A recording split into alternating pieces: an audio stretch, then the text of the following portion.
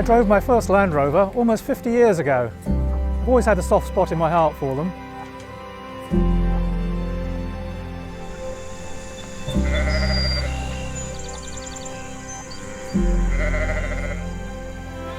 I once drove one from England to India. When I first drove the old Series 2A, it was like driving a tank with huge great pedals and hand-operated windscreen wipers. And I was really surprised when I drove the Defender. A lot of things felt the same, just updated with a few features, with disc brakes, electric windows, power steering, and even a radio. It has the same no-nonsense, go-anywhere feel.